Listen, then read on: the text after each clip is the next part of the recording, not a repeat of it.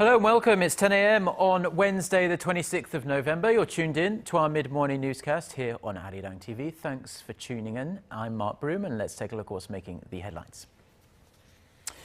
The governor of Missouri orders hundreds more National Guard troops to Ferguson. The city rocked by rioting and looting after a white police officer was cleared in the fatal shooting of a black teenager. The OECD forecasts the Korean economy to grow 3.8% next year on the back of the government's stimulus programs, but concerns linger about deflation. Plus, wrapping up their arguments at the Constitutional Court, the government and a left-wing minor opposition party clash over a petition calling for the disbandment of the party because of its pro-North Korea stance. And we start in the United States, where after a night of chaos in Ferguson, the governor of Missouri has tripled the number of National Guard in the city in preparation for more violence. Protesters repeatedly clashed with police, and looters ran riot overnight after a grand jury decided not to prosecute a white police officer who killed an unarmed black teenager. Connie Lee starts us off. Residents of Ferguson, Missouri woke up to the horrific scene of burnt cars, wrecked buildings, and charred businesses after a night of looting and chaos. President Barack Obama said he was disappointed at the violence, and Missouri Governor Jay Nixon called the devastation heartbreaking and unacceptable as he called for the deployment of more National Guard troops to protect lives and property. The National Guard presence will be ramped up significantly in Ferguson and ensuring that they are ready to act quickly to prevent violence.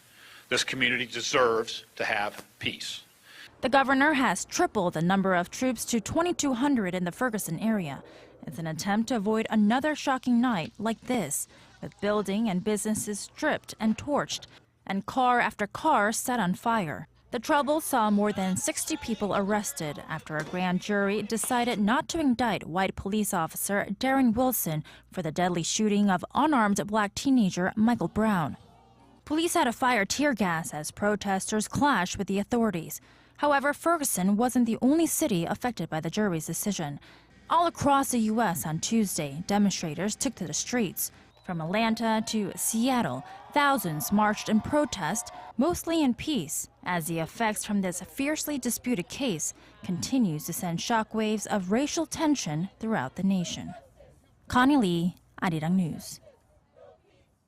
The OECD has forecast the Korean economy to grow 3.8% next year. This maintains the OECD's preliminary forecast for Korea that was presented earlier this month ahead of the G20 summit in Brisbane, Australia. The Paris-based organisation says the Korean economy is gradually picking up steam, with output projected to grow on the back of the government's expansionary monetary policies. It said, however, that mounting household debt could constrain private consumption. The organisation says the Korean economy should grow 4.1% in 2016. The OECD cut its 2015 growth outlook for the global economy by 0.2 percentage points to 3.7%. Now, with eyes on the local economy, a state-run think tank here in Korea says the country may experience a long-term economic slump similar to what Japan had to go through in the 1990s. For more on the growing signs of deflation here in Korea, our Kim Ji-yeon reports. There's fears Korea could be taking the same deflationary path as its neighbor Japan, which experienced a 10-year economic slump.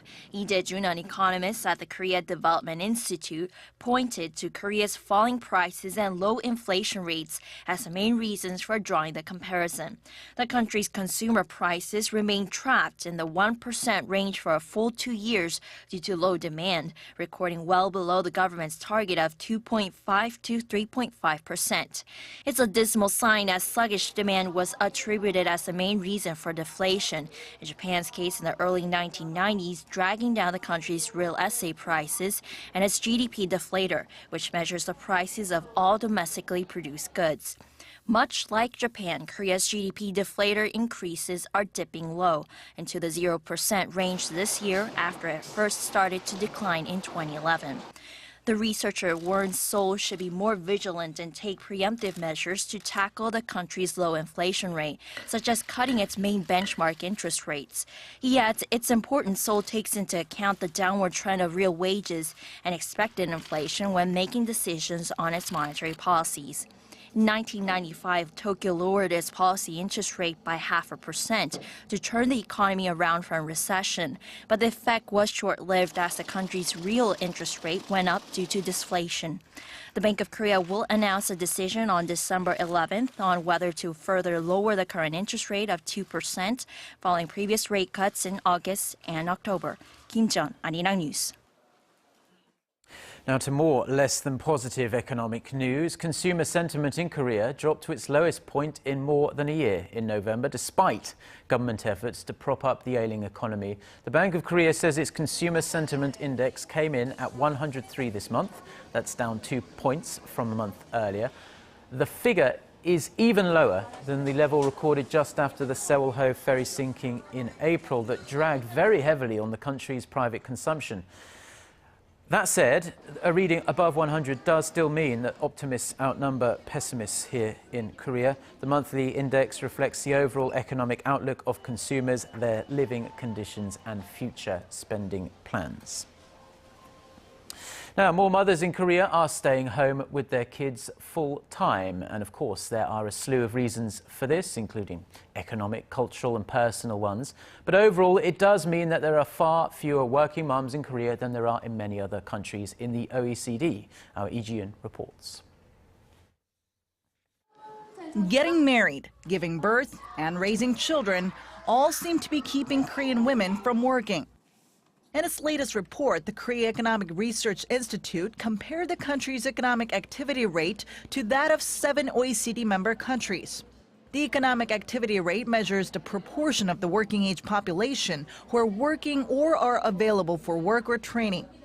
The 7 leading OECD countries, which include the United States and Japan, all have populations of more than 10 million and an average employment rate of 70%. For Korean women between the ages of 25 and 54, the institute says the economic activity rate stood at about 63%. Compare that to the average of 76.2% for the 7 OECD countries, and you have an over 13 percentage point difference. The employment rate for women in Korea wasn't any better. A little over 60% of them are currently employed, while the average employment rate for Korea's 7 OECD counterparts was nearly 72%. While women in Korea are struggling to stay in the job market, the employment rate for Korean men was actually a bit higher than that of the 7 OECD countries' average. Older people in Korea also seem to be working more than ever as the country's aging population is growing. Korea's economic activity rate, as well as the employment rate for people aged 65 or older, was more than double the average for the 7 OECD countries. Experts say the government needs to introduce a more flexible work system for women, so they're willing and able to work even after having a child. They add reducing the wage gap with men might also help, while also lowering the cost for marriage and childbirth. Lee Ji-eun, Arirang News.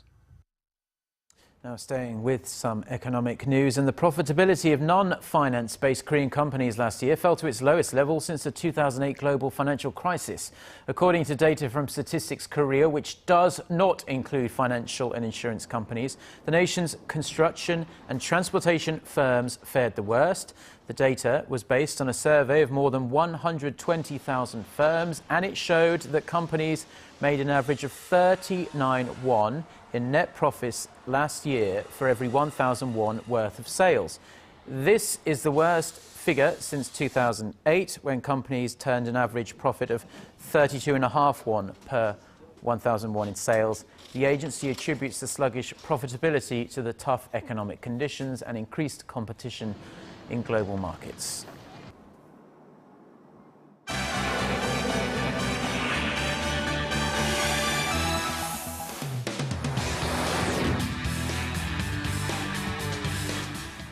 Now, police in Hong Kong have been clearing out protest sites on a court order, and last night they ran into some pretty stiff resistance from pro-democracy protesters there. For more on this story, let's connect to our Eunice Kim at the News Centre. Hello, Eunice. Good morning, Mark. So, we understand that there have been scores of arrests. That's right. Reuters is reporting that riot police have detained 80 protesters after several thousand demonstrators took back street barricades in the Mongkok area after police had partially cleared that area in hours earlier. Now, the clashes offered a very different picture from early last week when police had cleared a part of the Admiralty protest site outside Civic Tower, where student protesters had even pitched in to help remove tents and fences. Despite the police action, many demonstrators had said they remain defiant in their fight for fully free elections in Hong Kong's 2017 chief executive polls. Police clearances of protest sites are expected to continue as local media report a separate court order was granted to clear out an even larger part of the Mongkok area on Wednesday. Yes, well, it's a shame to see the violence flaring up in Hong Kong again. Now, turning from Asia to Europe now, and a speech made by Pope Francis is garnering rather a lot of attention. He was in France on Tuesday. It was a very brief trip in and out in just 4 hours, we believe. But while he was there, he had some rather blunt words for the leadership in France. Right. Well, he likened the current state of Europe to a, quote, somewhat elderly and haggard grandmother who is no longer fertile and vibrant during an address before the European Parliament in Strasbourg, France. Let's go ahead and take a listen first. And so today we are presented with the image of a Europe which is hurt not only by its many past ordeals, but also by present-day crises, which it no longer seems capable of facing with its former vitality and energy. A Europe which is a bit tired and pessimistic, which feels besieged by events and the winds of change coming from other continents. Pope Francis also addressed the Council of Europe with a similar message, but in this speech, he urged the government to re-energize the continent, to go beyond the bureaucratic technicalities of its institutions and return to the great ideas which once inspired Europe and the world at large. He also raised the plight of migrants, particularly the thousands who die trying to cross the Mediterranean to enter Europe for jobs and a better life. And it appeared the sharp critique was not lost with his listening audience either. As you just saw, he did receive several rounds of applause and an ovation as he left the room. Yes, well, there were a number of leaders from Europe's more far-right and fringe nationalist parties there who will have grown in power, of course, due to the public's discontent with all the problems the EU is facing at the moment. And in fact, the European outlook for the EU doesn't look very good, does it? Yeah, you're right on that, Mark. And the Pope did address that as well. He urged the European Parliament to create more jobs and, above all, to restore dignity to labor by ensuring proper working conditions. The EU is observing an unemployment rate of around 10% across the board. It's more than double that in Spain, though, and in Greece. Youth unemployment exceeds 40% in some areas. Yeah, staggering. Still an awful lot of work to be done, especially in southern Europe, Spain and Greece. But it's good to see the Pope has taken notice of the problems. OK, Eunice, thanks very much. You bet.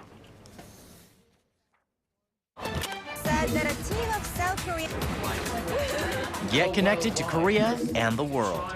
Join us every weekday for the latest developments out of Korea, Asia, and beyond. On air, on your mobile, and online, we lead the way every day. ARIRANG News. To try and resolve the crisis in Ukraine, the European Union also offers 15 billion. Now back here in Korea, and the nation's constitutional court listened to the closing arguments on Tuesday in the case against the left-wing Unified Progressive Party, which is accused of the very serious charge of conspiring with North Korea to overthrow the South Korean government. Ji Myung-gil reports. The Constitutional Court on Tuesday heard closing arguments in a trial that will ultimately determine whether the minor opposition Unified Progressive Party will be forced to disband over accusations it had plans to overthrow the government.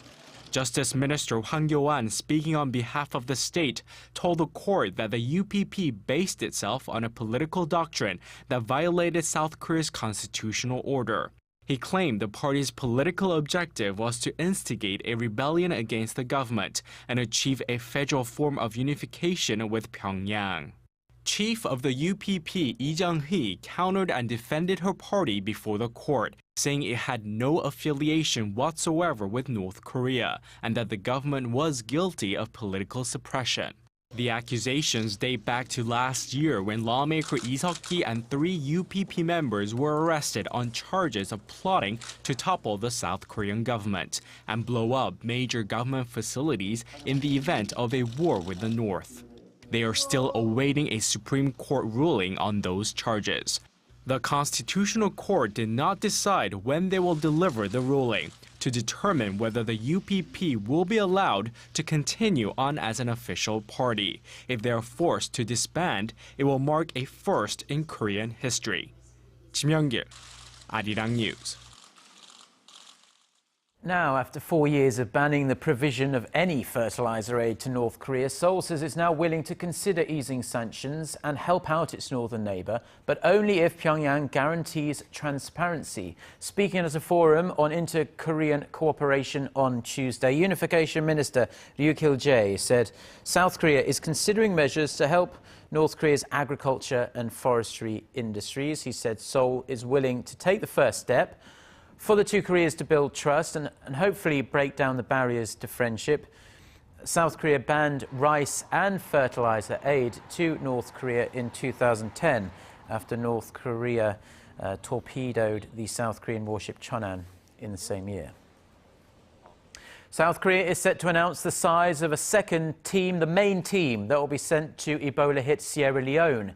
Seoul's foreign ministry says it will make its decision based on the assessment of the first preliminary fact-finding team, which returned from that week-long trip to the West African country last Friday. The ministry says the next deployment is scheduled to leave in mid-December. Reports suggest the team may be comprised of up to 20 medical personnel who will stay in Sierra Leone for around 3 months. Researchers from Korea and the United States have developed a sticky sensor that, when used in conjunction with wearable technology such as smart watches and the like, it could make it much more easier to detect the early signs of heart attacks or strokes before they strike. Gonsoa reports. The high potential for wearable technology has already been predicted by market watchers. And apart from making life more comfortable and fun, it could eventually be a lifesaver. A joint research team from Korea and the United States recently developed a sensor that can be stuck to your skin like a Band-Aid and could provide early detection of cardiovascular diseases such as heart attacks or strokes. Tens of thousands of microcilia, or hair-like extensions of cell surfaces, have been bedded into a sensor the size of a fingernail. These can then measure fine waves in blood vessels. When integrated with smartwatches or other wearable devices, it'll become easy and efficient to monitor one's health, especially since strokes and heart failure can strike suddenly. While it was difficult to respond to emergency cardiovascular diseases with existing equipment, due to their complexity and high price, the new wearable sensor will be able to help in emergency situations. Cardiovascular diseases are the leading cause of death in the world. The World Health Organization forecasts more than 23 million people will die of heart attacks or strokes by the year 2030. Cost-effective wearable sensors could be the answer for low- and middle-income countries, as 80% of CVD-related deaths occur in that group. Kwon-soa, Arirang News. Now, taking public transportation is usually a bit of a chore. No one really likes taking the bus or the subway every single morning in cramped conditions, but certain forms of mass transit here in Seoul are getting kind of makeover, really, to make them much more easier on the eye. If you take a look around and you're lucky enough in the Korean capital, you might spot Korea's most famous cartoon penguin Pororo in a place you'd least expected. Our Connie Lee reports. Pororo, the little penguin with his yellow helmet and orange goggles, is now coming to you in taxis. Starting Tuesday, 20 of these so-called Pororo taxis are running on the streets of Seoul. From the outer decorations to inner car accessories, Pororo and his friends have taken over these cars, much to the delight of Korean children. No wonder Pororo is also deemed the children's president. Passengers can ride with this popular animation character for a test period until May of next year. We came up with this idea when we were thinking about how to increase people's use of taxis, even if it's only by a little bit. The fares for these Pororo taxis are the same as other regular taxis in Seoul, and because there are only a handful available, reservations can be made online. Pororo is just the latest animated TV character to be featured on public transportation in the capital. Tayo, the little bus, has been literally running the streets of Seoul since March, and with its huge popularity, the one-month test term has been extended until the end of this year. And the larva character is plastered all over a train on Seoul's subway line 2, entertaining the eyes of passengers since the beginning of this month. Seoul Mayor Park Won-soon says the coming of life of these characters is a way to decorate the city. And of course, please the little ones. Connie Lee, ARIRANG News.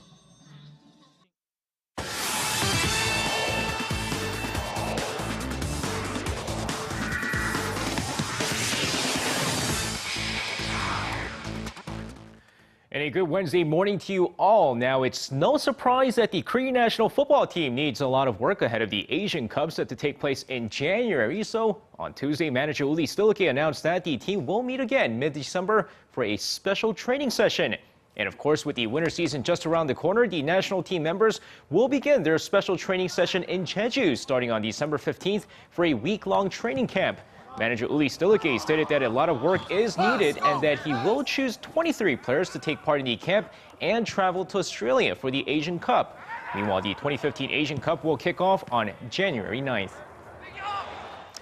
And shifting over to some winter sports this time, history was made as Moon Ra-young won Korea's first medal in women's skeleton competition. Now, the 18-year-old did finish 6th at the third stage of the America Cup, but medals are given to the top 6 finishers. And now with that, believe it or not, we're already approaching the end of 2014. And with that comes a number of awards given out to athletes. But on Monday, Korea University held their athletic awards ceremony as several big-name athletes were honored. And with that, figure skater Kim Yeon-ah and golfer Kim Hyo-ju were given the Pride of Korea University Award, given to athletes from Korea University who make the school proud of their accomplishments. Of course, earlier this year, Kim Yeon-ah retired from figure skating after the Sochi Winter Games, marking an incredible career on ice, while Kim Hyo-ju capped off an incredible season in the KLPGA, winning 4 different awards, along with 4 major victories, including the LPGA Avion Championship title. And finishing things off, you might be a fan of the Samsung Lions, the LG Twins, the Doosan Bears, and so on. But everyone in Korea is a fan of the Goyang Wonders, the first independent team in Korea. But on Tuesday came their final practice. The Goyang Wonders, who became the first independent team back in 2009, disbanded this past September due to a lack of funding. And while most of the players on the team signed with KBO teams, the last remaining 11 held their final practice on Tuesday before saying their goodbyes. Now, despite being a small part of baseball in Korea, they truly were a huge part in every fan's heart. And best of luck to all of them, and that is going to wrap it up for me. This has been SJ. Have a great rest of the day, and see you guys again for your sports needs.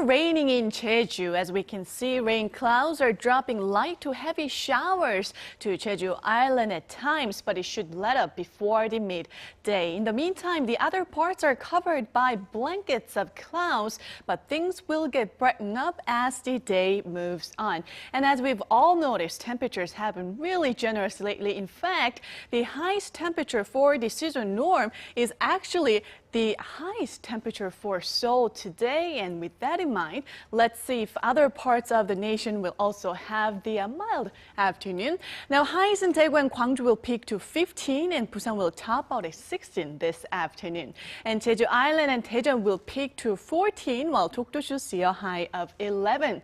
Now, the mercury level will continue to remain on the mild side through the end of the week, but afternoon showers on Sunday will drag down the temperature, so much colder days are ahead for the beginning of December. So I hope you get to take an advantage of this nice weather conditions before it gets too cold.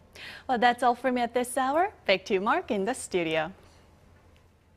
Thank you very much, Jiyeon, for the weather. And that's all we have for now. We'll be back at noon Korea time. Until then, goodbye.